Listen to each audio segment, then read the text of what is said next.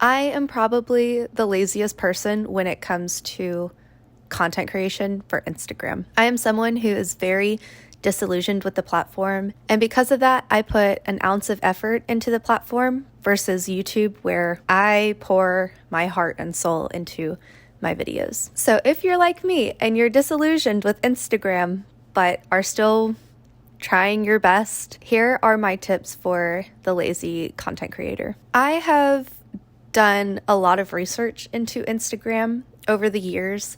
I have tried different ways of growing my account. I've gone a whole month of posting every day and using hashtags and trying to join different communities, that sort of thing.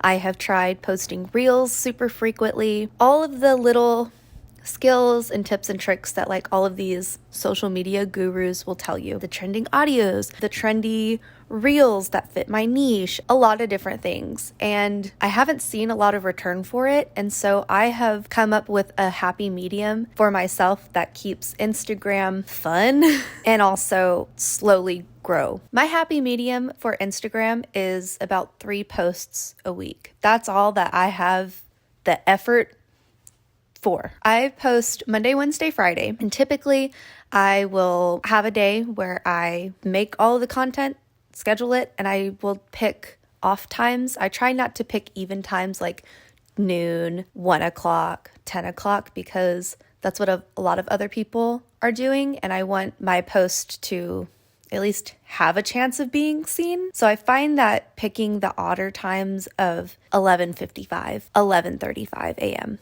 those sorts of times. When I make my 3 posts, I'm not super picky about what they are. Sometimes I'll try really hard to get reels out because that's what Instagram likes. If I have photos, I'm sharing those photos. If I have a fun little photo dump that I've collected over the weeks, then I'm posting that. I am making the most out of my content. The big lesson of today is to maximize what little you have. And I'm saying like reshare in a different way, because Instagram is not an evergreen platform. And the chances are that you may have posted something 12 weeks ago and nobody saw it, and you can just reshare the exact same thing and people will not care. What I would like to do today is to kind of walk you through how I go about posting. I've already talked about it a wee bit, but I'd like to show you. So I'm gonna go do that.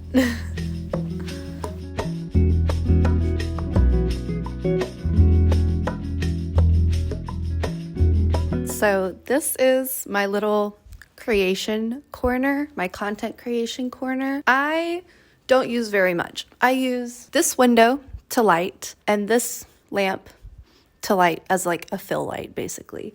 So this will be my key light and this will be my fill light. This is what I use for my backdrop if I'm filming something that does not have my face. So if I'm showing off cameras, if I am like unboxing something, this is where I do that. If I am filming some B-roll of myself, then I put the camera over here so that this window can light me. I will sometimes use a phone tripod, and sometimes I will just prop my phone up there.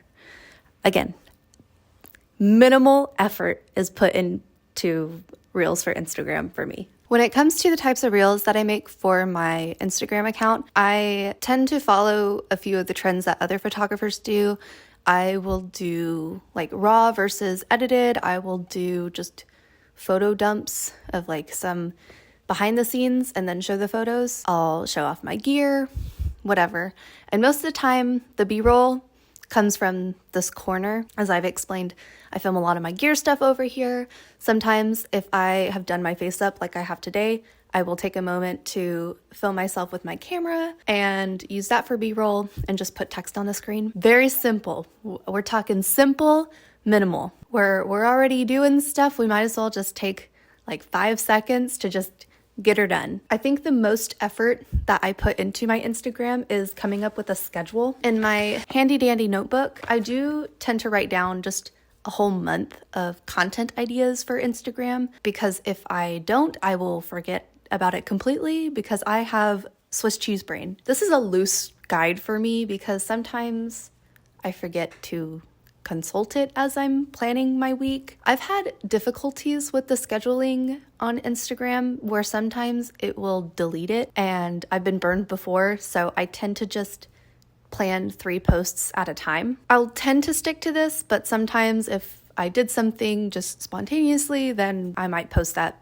instead of something that I had originally planned. Scheduling is probably the most effort that I put into Instagram, just making sure that I do have my 3 posts planned for a week.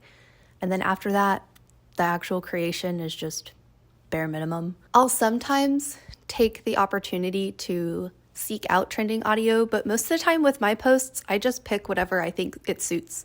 So like I did stuff for Galaxy Girl Pida. So for those reels, I picked something that suit her aesthetic. I hate that word, but her aesthetic. So they're very like video game, poppy, space sounding sounds or songs. And then like for Sydney with our peer photo shoot that we did, it was inspired by Mamma Mia, so I picked songs from ABBA. I don't put a whole lot of stock into the trending audios because I do not spend that much time on Instagram, and I don't want to spend that much time on Instagram. I know it would probably help my account, but I do not care. But right now I'm sitting at 385 followers. Honestly, the best thing that I saw jumping from the 375 in March to 385 in April, which April is coming to an end, so I'll probably stay at that number, but collaborating with people is the best way to grow right now from my experience. Working with Pida has a bigger following than I do, and working with Missy and just being able to collaborate with them on a project, and then all of us are sharing about that project. And so my followers are getting to see new people because they maybe don't know Pida, and they maybe don't know Missy, and their followers who don't know, vice versa, of us being exposed to new people, because I feel like Instagram's way of showing you new creators is annoying. I just find it annoying, and I hardly go on the explore page anyways, and I feel like that might be the same sentiment for some other people. We tend to just stay on who we're following. So that is my guide to lazy content creation for Instagram for the lazy content creators. I know it may not be the most effective way of growing on the platform, but honestly, I don't think there is one at this point. I think the most effective way to grow is just to do whatever suits your lifestyle, what you're willing to put into the platform. And if there's another platform that you favor, then you need to put your effort into that one. Because honestly, that's what keeps me sane and keeps me happy. But that is all the time that I have for you today. I hope that you enjoyed, and maybe that this could help you. Just remember, social media is not the end of the world, and just to keep it fun, keep it happy, it's just not a big deal. There are plenty of very talented photographers who have very small followings. There are talented people who have big followings, and there are people who don't know what they're doing who have big followings, and it's just, nobody really cares. It's not a big deal. I hope you have a lovely rest of your day. Don't forget to subscribe if you'd like to see more of my face. Leave a like, all that good YouTube jazz, and I will see you next time. Bye.